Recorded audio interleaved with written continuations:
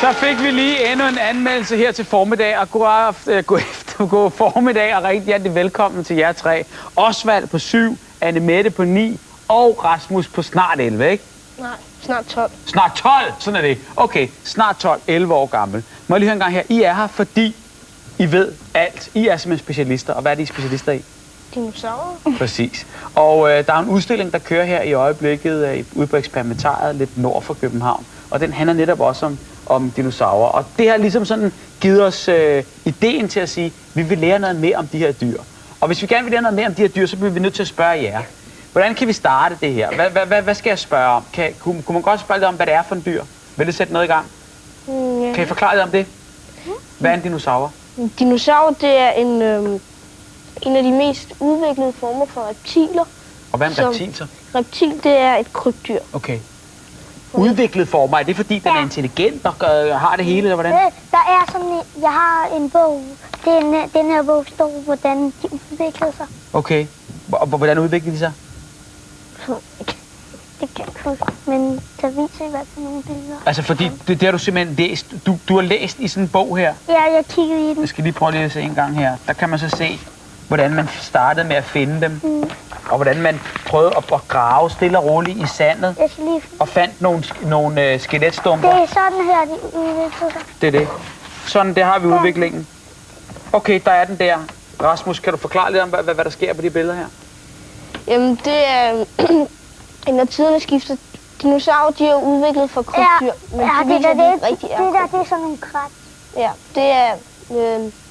det er fra noget af det ældste liv på jorden, og så begyndte de der fisk, der svømmer rundt på det første billede. Så fiskene var der før dinoen? Ja, det var de første hvirveldyr. Ja.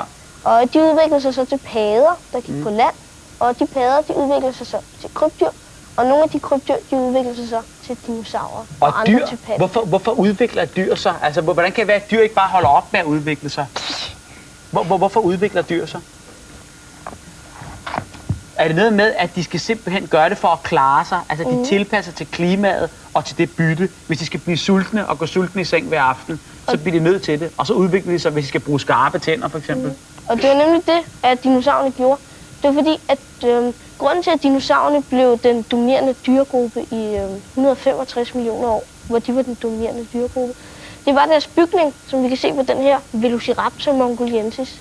Hvad hedder den? Velociraptor mongoliensis. Det betyder hurtige røver for Mongoliet. Og det er netop det. De er enormt hurtige. Meget hurtigere end alle de andre krybdyr. Fordi at de har en bygning som pattedyr og fugle. Hos de fleste krybdyr, der går de på 4 ben, og benene de går ud til siden. Sådan at de går sådan lidt kluntet. Men Velociraptorerne, de gik ligesom også med benene ind under kroppen. Så det satte dem i stand til at løbe enormt stærkt. I stedet for, at de skulle bruge kræfter på alt muligt andet der, så kunne de simpelthen bare målrette og så også det, at de... Hvor hurtigt løb de? Ved du det? Sådan en der. Ja. 65-70 km i timen. På trods af, at dens ben ikke er mere end 70 cm lange. De kunne virkelig bare løbe stærkt. Kunne de flyve, fordi jeg kan se, at der er fjer på den der? Ja, men der er så nogle teorier om, at den har haft svingfjer. Det har den her model så ikke. Det er fordi den er lidt ældre, eller? Nej, det er fordi, at den her den er beregnet til at stå på en lastbil. Så så vil de der ting jeg har ødelagt, når den på et rundt, ikke? Okay. Der stod den også i en lastbil og en... Jo, men man kan da ikke lave den om. Der var der ikke lastbiler, dengang den fandtes der. Så den nej, men det er jo en reklame for Eksperimentariet, den her. Nå, okay. Det er derfor. Det så man mener, du siger, at de havde svingfjer, så den måske sådan en der, den nemlig, selvom den var så stor her, så var den ikke mere end mellem 5 og 10 kilo. Mellem 5 og 10 kilo. Ja. Og så kunne den flyve en lille bit smule? Måske, hvis den havde sit bytte, og den så skulle snige sig ind på det, så ville det være, at den hoppede op i nogle træer, og så svævede ned til det, og så greb fat i det med de der klør. Okay, så det var egentlig ikke sådan vinger til at flyve med, det var mere til at styre i luften, hvis man svævede lidt? Eller måske når hannerne kæmpede om hunderne. Okay. Det ved man så ikke, om de har gjort. Så har de måske basket lidt med vinger, ligesom haner gør, og så lavet sådan nogle hanekampe. Hvor langt tilbage er vi i tiden? Altså hvis nu vi siger, kan du sige millioner år, hvornår den var på jorden? Cirka mellem 88 og 73 millioner år siden. 88 og 73 millioner år siden? Det er jo altså lige lidt længere end sådan, man kan regne sine tipoldeforældre tilbage der. Det er rigtig lang tid siden. Hvor ved man alt det her fra? Jamen, man har jo fundet fossiler. Hvad vil det sige? Fossiler, det er når et dyr eller en anden livsform, dør, så nogle gange så ryger ned i jorden, og så når kødet er rådnet væk og knoglerne tilbage og sådan noget, så over en masse millioner år, så går der noget i gang, der hedder fossileringsprocessen. Altså de der knogler, de begynder langsomt at rådne væk, men samtidig trænger der nogle mineraler ind i jorden, som laver sådan en form af de der knogler. Og så måske noget lava eller sådan noget, der flyder ind og erstatter det der. Så det er altså ikke rigtig knogler, man finder, det er fossil. De sten. Altså fuldstændig ligesom om, når man laver et håndaftryk i ler og fjerner hånden, så kan man selvfølgelig se fordybninger af det hele. Og så måske så er der en flydende stenmasse eller sådan noget, der er kommet ned, og så er lavet en kopi. Må jeg spørge om ting, Anne-Mette? Ved du, hvad de spiste? Ja. Hvad spiser de her dinosaurer? Nogle af dem, de spiser planter. Det var rent faktisk de fleste, mens andre kun spiste kød. Velociraptoren, som du ser her, den spiste kun kød. Okay, og hvor ved du det fra? Det ved man på grund af den spidse tænder og kløerne. At det var bygget op, fordi de har ikke brug for at plukke æbler. Det er simpelthen for at fange andre dyr. Ja. Er det derfor, det er krybdyr? Hvad nu det er? At krybdyr er dyr, der fanger og spiser andre dyr, eller hvordan? Det kan man ikke sige, for Velociraptor var jo varmblodet og egentlig nærmere beslægtet med en fugl end krybdyr. Fuglene mener man faktisk er en undergruppe af theropoder, som har overlevet. Okay, så de er lidt i familie med fugle, nogle af dem? De er ikke bare lidt i familie. Fugle er en slags dinosaurer, kan man sige. Okay. Fordi de er jo udviklet fra dem, så okay. Hvad skulle de så ellers være? Ja. Men når de så spiser, altså, så var der selvfølgelig nogen, der bedre kunne lide kød. Og hvad spiser de så på noget kød? Andre dinosaurer. De spiste af hinanden? Ja, det kan man godt sige. Nogen gjorde. Puha. Hvad med dem, vi har her på bordet af de små her? Hvem var venner, og hvem var fjender? Tja, man kan godt sige, at Styracosaurus... Ham her? Her.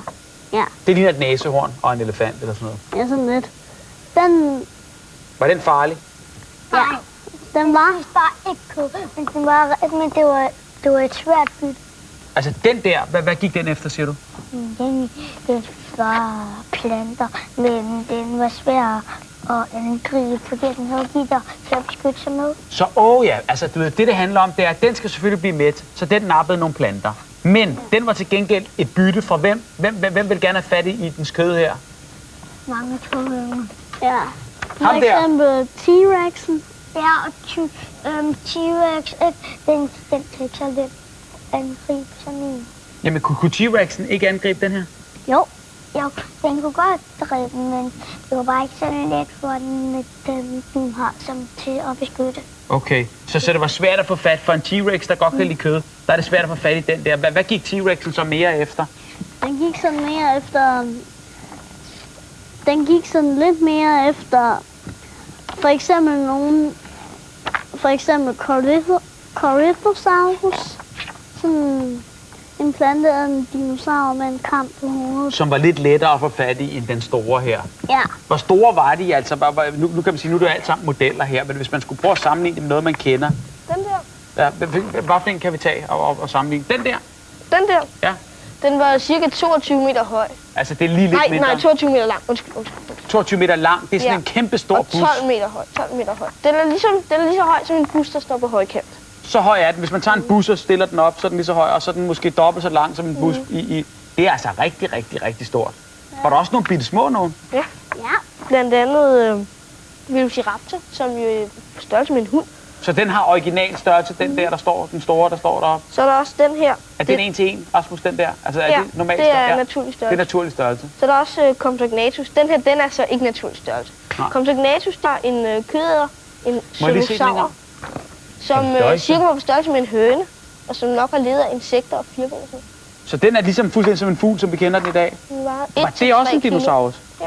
Okay. Hvorfor uddøde de? Hvorfor findes de ikke mere sådan nogen der? Ja. Hvordan der er nogen, der troede. Jeg skal lige se her. Prøv lige at læse det der, hvordan. Jamen, jeg er ikke så god til at læse, så jeg viser det bare her. Du kan prøve at forklare, hvad...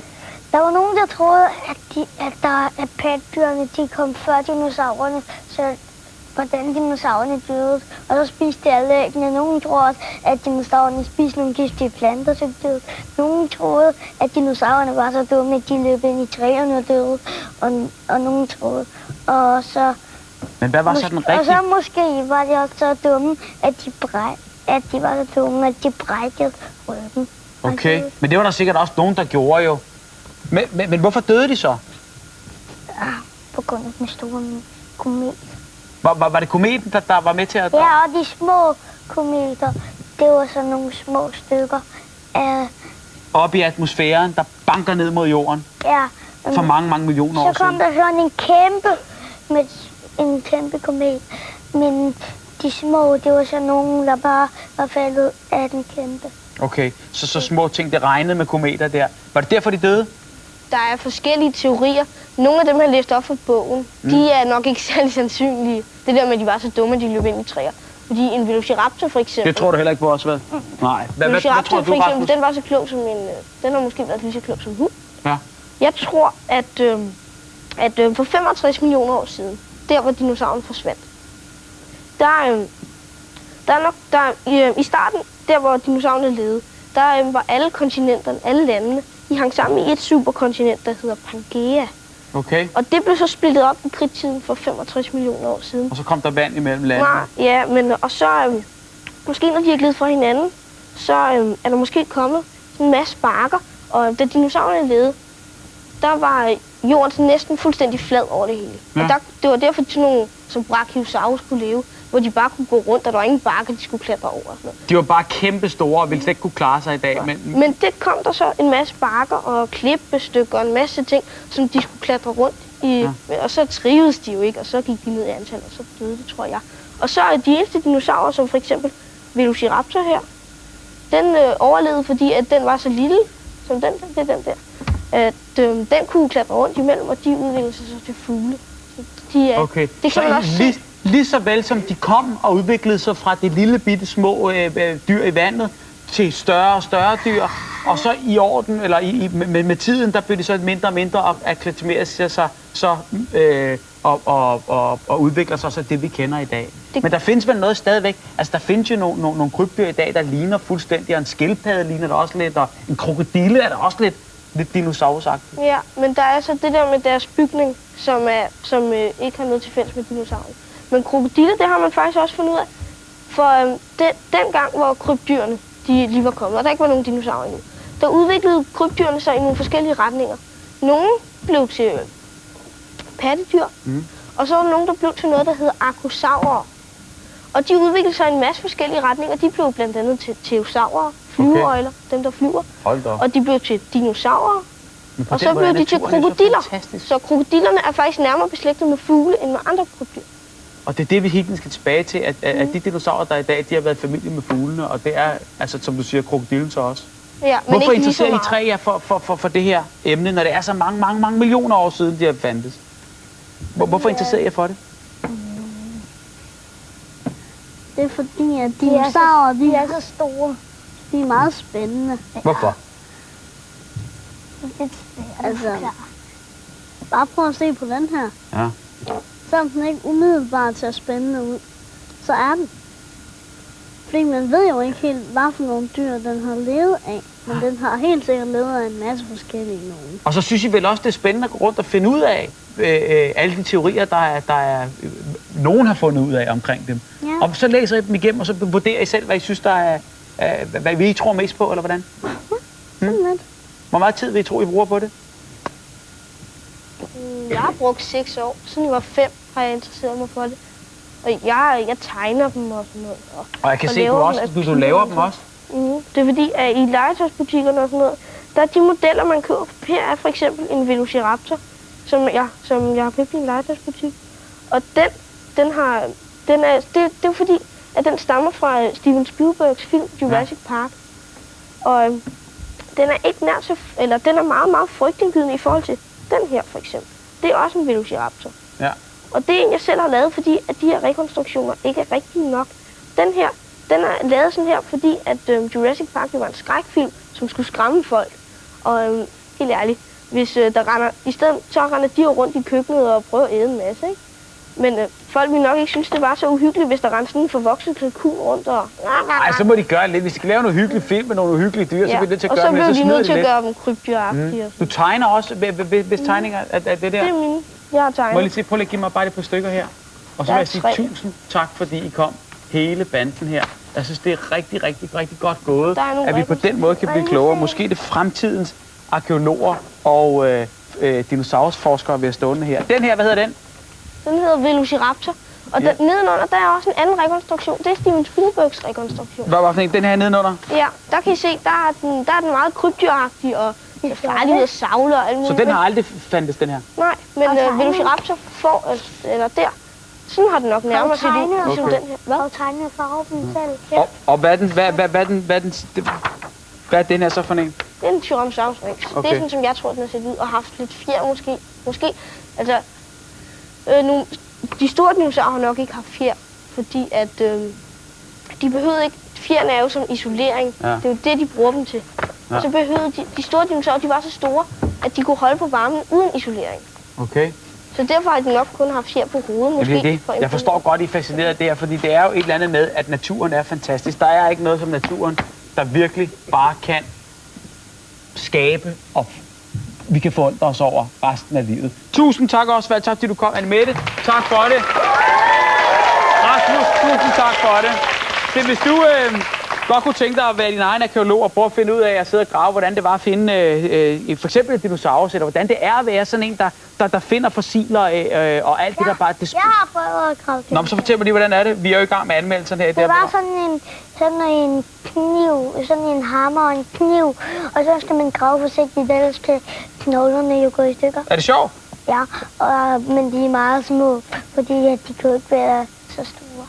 Men det er jo så sådan, at selvfølgelig er det en model. Ja, men jeg man har den selv. Okay, så hvis man har lyst til også at få sådan en her, så kan man eventuelt vinde den på kids.tv2.dk. Hvis man svarer rigtigt og er heldig, ja, så kan man få sit eget lille sæt hjem, og så kan man jo måske starte interessen der. Tusind tak endnu en gang, fordi I kom.